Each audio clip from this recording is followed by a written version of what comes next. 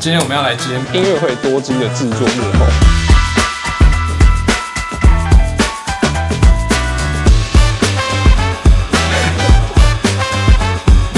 其实就维持就好，因为已经开始，老师他慢慢拉出来拉走。我不知道他会不会剪，在这边偷讲。他如果有认真看，他就会看到这一段。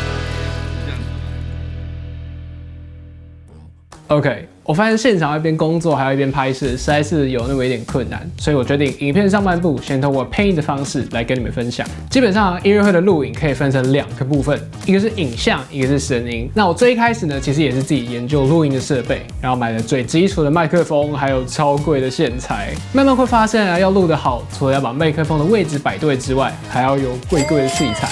所以呢，考虑到我的荷包，我后来就转向跟专业的录音师在配合，做好分工，我们才可以一起做出更好的作品。影像的部分呢，这我就比较有心得了。我们基本上呢会分成3种机位，第一个是安全机，来拍摄舞台上的全景。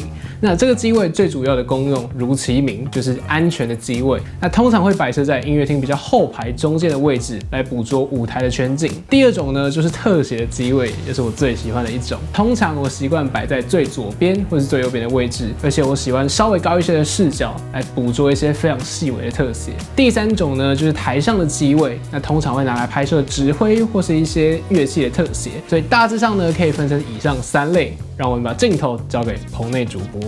我其实也不知道。我们过去呢都是使用 Sony 的 Cinema Lite 来做音乐会的拍摄。Cinema Lite 的优点呢，就是它相对来说部署的成本比较低，因为单眼其实非常容易取得。Sony 单眼的画质、色彩科学，还有低光的表现，其实都非常好。这次特别的使用了 Sony 全新推出的 Z200，除了有那些优点以外，它当然还有业务机必备的内置 ND。我觉得在音乐会上的最加分的其实是它的电动变焦镜头。我其实没有很常操作业务机，但是我们的摄影师柯景他说，他们之前使用的是别家的系统，然后在使用 Z200的时候，他的感受是非常强大，就是它的变焦有非常多段可以做到精细的控制。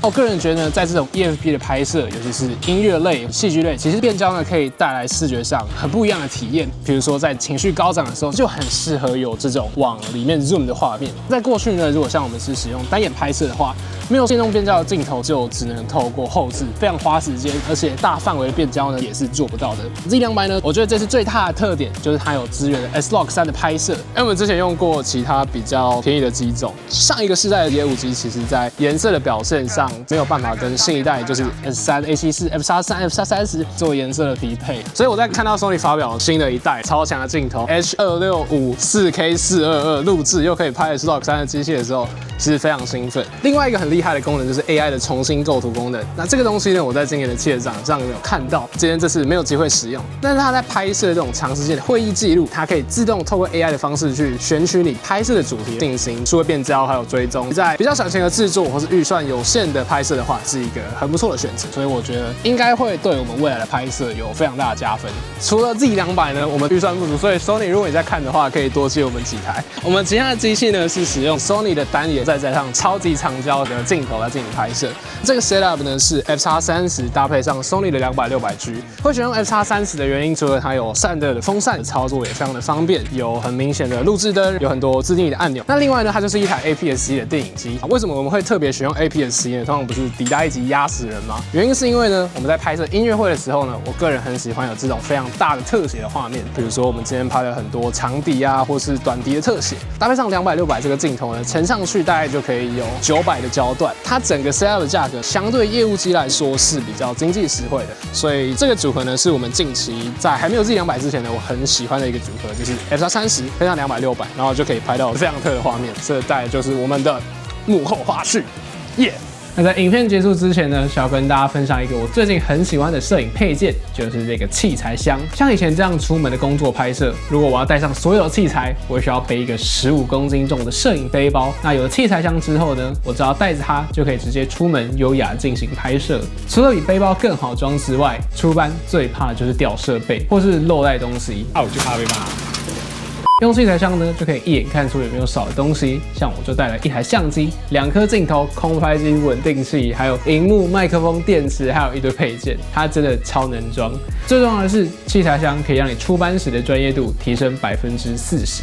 最近1个月，我几乎每周带着 Gootech 的 T300 20寸的器材箱出门拍摄。使用上呢，跟 Pelican 最大的不同，除了轮子变得更好拖以外，它的价格相对来说也更加亲民。它的箱体本身是5500元，那你可以花600元来加装这个网格工具袋，或把电池、配件、time code 还有充电器等等都放在这边。那这个750元的 LED 感应灯，它在比较暗的环境会自己开启，而且它是磁吸的设计，所以充电的时候也很方便。像我们这是在后台拍摄，无论是彩排还是正式演出，基本上都是很暗的环境。那我们在找一些比较小的配件，或者是在换镜头的时候，就可以更方便，不需要再掏手机的手电筒出来用。最后可以用2300元把原本附上的手撕海绵换成这种隔板，那你的 layout 会变得更有弹性，容量也会变得更大一些。而且只有第一次才需要这个切隔板的刀子，单买隔板的话只需要350元，那就可以换一种新的 layout。不过其实我最一开始的隔板也还有剩。这个军绿色是真的还蛮好看的。我上次带他去高雄美术馆拍摄的时候，还被称赞我的行李箱很好看。总的来说，如果你也是一个常常需要出外拍摄的摄影师的话，这款好推、好装、好做又好看的 Gootech T300推荐给大家，非常适合买给自己，当做自己的新年礼物。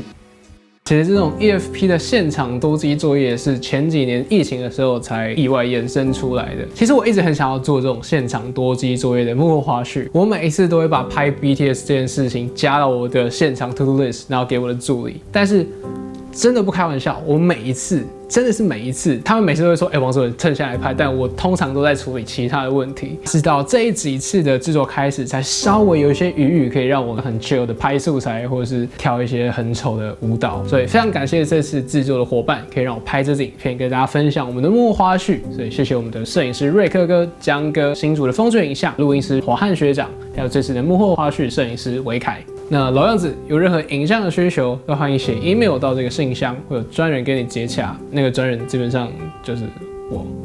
所以呢，我想这支影片应该也是我们2025年的第一支影片。2024年呢，其实我们在上一次的影片有分享到，做了蛮多除了影片创作之外的事情。但是我最近其实会想把重心往创作这方面再多放一些，所以希望呢，我们今年可以一起创作更多美好的作品。大家虽然看到我现在在这个久违的房间拍摄，但是我明天是要去赶飞机，要去2个国家，算是一边拍摄一边旅游吧。所以大家可以稍微期待一下1月跟2月应该会有蛮不错的作品，我希望应该会有蛮不错的作品可以跟大家见面。那老样子，大家如果有任何问题或者说影片有任何建议的话，都欢迎在下面留言跟我说。那期待我们在今年一起创造出更多感动人的影像。我是小王飞体 ，See you guys，拜拜。